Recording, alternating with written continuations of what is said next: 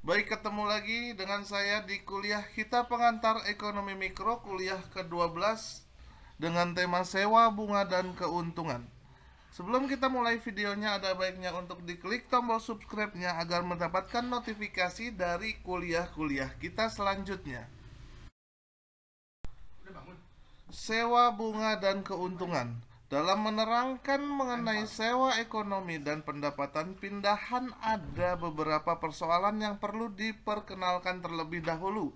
Pertama sekali akan diterangkan dua definisi yang berbeda mengenai sewa ekonomi. Sesudah itu akan diterangkan tentang sewa tanah yang merupakan satu bentuk khusus dari sewa ekonomi. Selanjutnya akan diterangkan perbedaan pengertian antara sewa ekonomi dan pendapatan pindahan atau transfer earning. Definisi sewa ekonomi. Definisi umum. Dalam pengertian yang umum, pada dasarnya sewa ekonomi dapatlah diartikan sebagai harga yang dibayar ke atas penggunaan tanah dan faktor-faktor produksi lainnya yang jumlah penawarannya tidak dapat ditambah. Definisi lain adalah segolongan ahli ekonomi mendefinisikan sewa ekonomi secara berikut, yaitu sewa ekonomi adalah bagian dari pembayaran ke atas suatu faktor produksi yang melebihi dari pendapatan yang diterimanya dari pilihan pekerjaan lain yang terbaik yang mungkin dilakukannya. Tanah dan sewa ekonomi. Tanah merupakan faktor produksi yang jumlahnya tidak dapat diubah, yaitu jumlahnya tidak dapat ditambah atau dikurangi. Yang dapat dilakukan adalah memperbaiki mutu dari tanah yang tersedia, misalnya dengan menyediakan irigasi yang baik di tanah-tanah yang digunakan untuk persawahan, dan membuat proyek-proyek pencegahan banjir di tanah-tanah yang sering digenangi air. Sebagai akibat dari sifat penawaran tanah yang seperti dinyatakan ini, di dalam analisis ekonomi, kurva penawaran tanah bersifat tidak elastis sempurna. Sewa tanah adalah suatu surplus. Dipandang dari sudut penawarannya, tanah adalah sangat berbeda dengan faktor-faktor produksi yang lainnya. Ia merupakan satu-satunya faktor produksi yang tidak dapat berubah penawarannya. Tenaga kerja akan selalu bertambah, begitu juga dengan modal dan keahlian keusahawanan. Juga dibandingkan harta tetap lainnya, misalnya dengan rumah, bangunan perkantoran, dan bangunan pertokoan, terdapat perbedaan seperti yang dijelaskan tersebut. Harta-harta tetap yang di belakang dinyatakan ini juga jumlahnya dapat ditambah. Modal dan suku bunga. Pembayaran ke atas modal yang dipinjam dari pihak lain dinamakan bunga. Ia biasanya dinyatakan sebagai persentase dari modal yang dipinjam, seperti misalnya 10%, 12%, atau 15%. Bunga yang dinyatakan sebagai persentase dari modal dinamakan suku bunga. Pada umumnya, persentase yang dinyatakan menggunakan suku bunga dari sejumlah modal di dalam 1 tahun. Dengan demikian, kalau dinyatakan suku bunga adalah 15%, artinya adalah modal yang dipinjamkan memperoleh suku bunga sebanyak 15% dalam setahun. Modal dan suku bunga.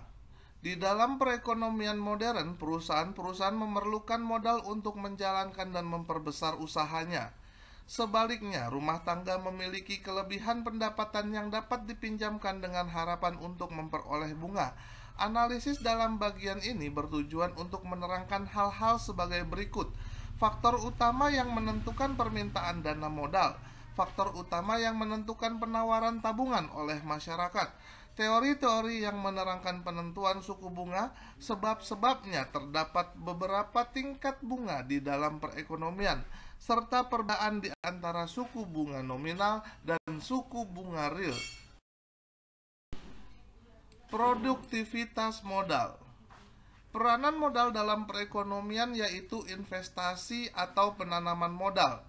adalah pengeluaran sektor perusahaan untuk membeli atau memperoleh barang-barang modal yang baru, yang lebih modern, atau untuk menggantikan barang-barang modal lama yang sudah tidak digunakan lagi atau yang sudah usang. Selanjutnya, dalam produktivitas modal, permintaan dana modal yang akan digunakan untuk berinvestasi tergantung pada produktivitas dari dana modal tersebut. Dengan demikian, seperti yang juga tenaga kerja, faktor yang terutama untuk menentukan permintaan ke atas dana modal adalah produktivitasnya. Produktivitas dari modal dihitung dengan cara menentukan besarnya pendapatan rata-rata tahunan neto, yaitu setelah dikurangi dengan penyusutan modal yang digunakan, dan dinyatakan sebagai persentase dari modal yang ditanamkan. Produktivitas modal tersebut dinamakan tingkat pengembalian modal atau rate of return. Menentukan tingkat pengembalian modal. Di dalam kegiatan perusahaan yang sebenarnya, perhitungan tingkat pengembalian modal adalah lebih rumit daripada contoh yang baru saja diterangkan. Kerumitan tersebut timbul sebagai akibat dari usia barang modal yang panjang, yaitu ia dapat digunakan selama beberapa tahun, dan bahkan banyak yang penggunaannya dapat dilakukan selama berpuluh-puluh tahun. Dengan demikian, pendapatan yang diperoleh dari suatu investasi pada umumnya meliputi lebih dari 1 tahun. Permintaan terhadap dana modal.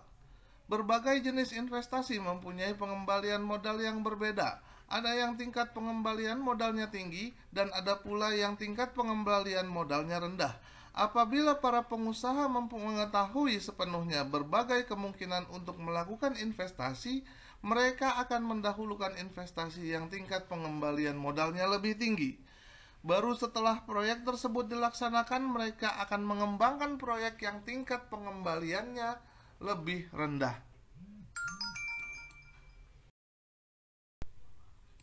Suku bunga dan tabungan masyarakat. Dalam suatu perekonomian, tidak semua pendapatan yang diterima masyarakat akan digunakan untuk pengeluaran konsumsi. Sebagian dari pendapatan tersebut akan disisihkan oleh penerima pendapatan sebagai tabungan.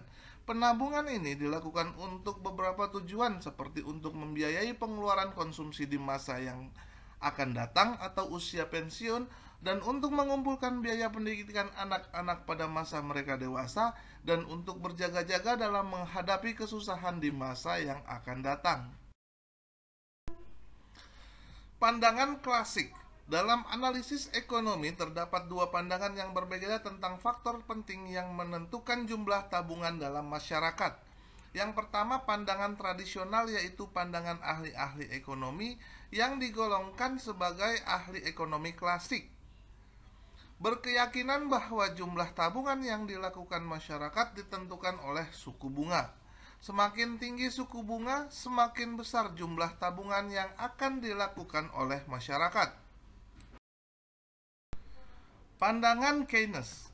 Menurut pandangan modern, yaitu pandangan sesudah masa klasik, tabungan tergantung pada pendapatan nasional. Pada tingkat pendapatan nasional yang rendah, tabungan adalah negatif, yaitu konsumsi masyarakat lebih tinggi dari pendapatan nasional. Semakin tinggi pendapatan nasional, semakin tinggi tabungan masyarakat. Penentuan suku bunga ada dua pandangan, yaitu pandangan klasik dan pandangan Keynes. Menurut ahli ekonomi klasik, suku bunga ditentukan oleh permintaan ke atas tabungan dan penawaran tabungan.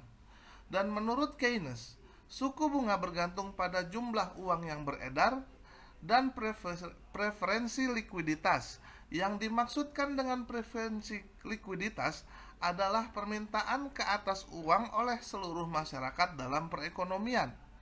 Keynes menyatakan bahwa permintaan uang oleh masyarakat mempunyai 3 motivasi, yaitu: pertama, untuk transaksi, yaitu masyarakat meminta uang untuk membayarkan konsumsi yang dilakukannya.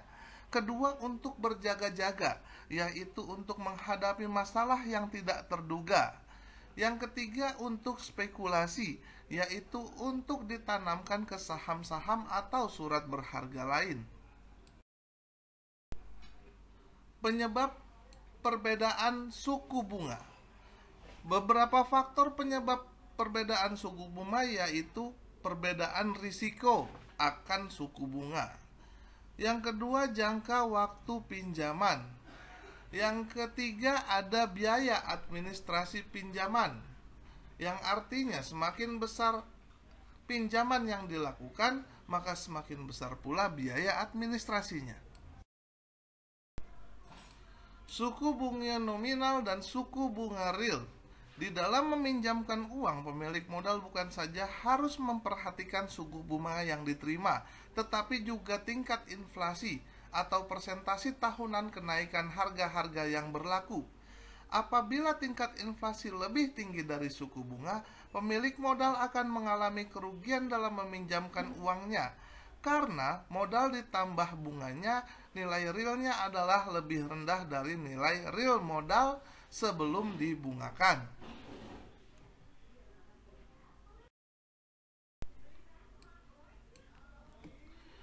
Pendapatan para pengusaha sama dengan keuntungan.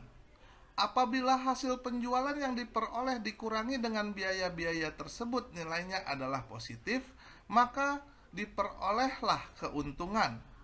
Ditinjau dari sudut pandang perusahaan, pembukuan perusahaan, keuntungan adalah perbedaan nilai uang dari hasil penjualan yang diperoleh dengan seluruh biaya yang dikeluarkan. Dalam teori ekonomi, definisi dipandang terlalu luas karena tidak mempertimbangkan biaya yang tersembunyi, yaitu biaya produksi yang tidak dibayar dengan uang tetapi perlu dipandang sebagai bagian dari biaya produksi. Sumber keuntungan ekonomi, yaitu keahlian keusahawanan, seperti juga upah, sewa, dan bunga. Keuntungan adalah pembayaran ke atas jasa yang diberikan oleh suatu faktor produksi. Keuntungan merupakan pembayaran kepada keahlian keusahawanan yang disediakan oleh para pengusaha. Keahlian keusahawanan tersebut akan digunakan para pengusaha di dalam membuat keputusan-keputusan berikut, yaitu menentukan barang apa saja yang perlu diproduksi dan dijual ke pasar dan berapa banyaknya, serta menentukan cara memproduksi yang terbaik dan kombinasi faktor-faktor produksi yang paling efisien dalam memproduksikan barang tersebut.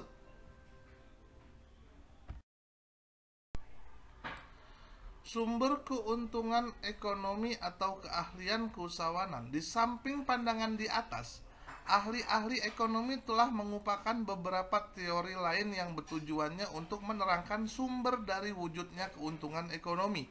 Pada umumnya, teori-teori tersebut menjelaskan bahwa keuntungan adalah pendapatan yang diperoleh para pengusaha sebagai pembayaran dari melakukan kegiatan berikut ini, yaitu menghadapi resiko ketidakpastian di masa yang akan datang, melakukan inovasi atau pembaruan di dalam berbagai kegiatan ekonomi, serta mewujudkan kekuasaan monopoli di dalam pasar.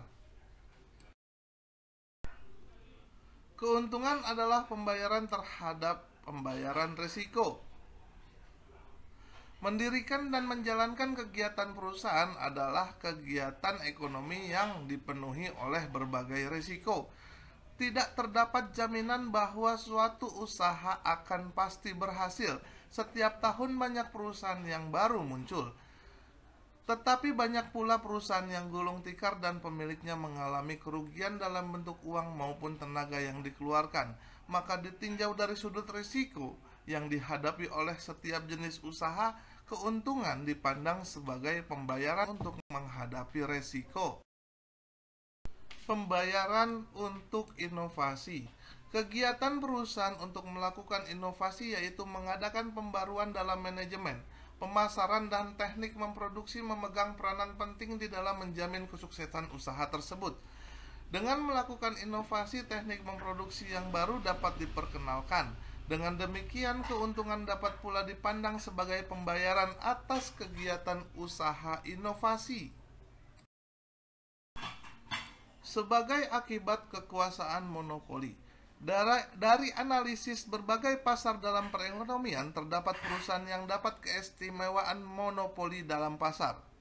Sebagai akibatnya, Untuk beberapa barang tertentu hanya terdapat beberapa perusahaan atau terdiri dari satu perusahaan saja. Dapat membatasi persaingan ini memungkinkan perusahaan untuk memperoleh keuntungan yang melebihi normal di dalam jangka panjang. Keadaan ini dicapai oleh perusahaan-perusahaan tersebut dengan tingkat harga melebihi rata-rata. Hal ini menyebabkan ahli-ahli ekonomi berpendapat bahwa keuntungan boleh pula dipandang sebagai pendapatan dari kekuasaan monopoli yang dimiliki oleh perusahaan. The Motivation.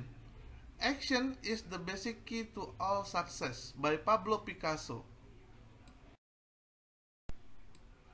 Sekian kuliah kita kali ini, semoga bermanfaat buat kita semua. Keep safe and stay at home. Maju terus pendidikan Indonesia dan salam sukses selalu. Terima kasih untuk semua yang sudah menonton. Please like, share, and comment, serta diklik tombol subscribe-nya agar mendapatkan notifikasi dari kuliah-kuliah kita selanjutnya.